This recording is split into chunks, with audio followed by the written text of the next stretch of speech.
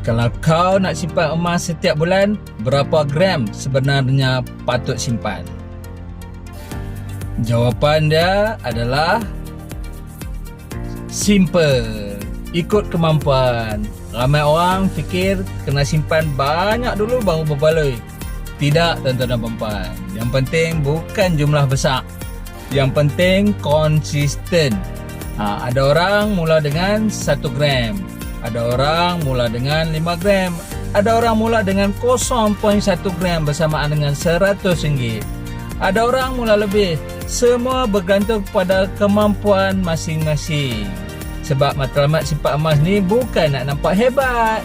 Matlamat dia nak bina aset pelan-pelan, sikit-sikit. Tapi mesti setiap bulan. Kalau kau nak aku bantu kira berapa gram sesuai dengan bajet kau, komen gram. Aku tengok situasi kau, okey? Assalamualaikum.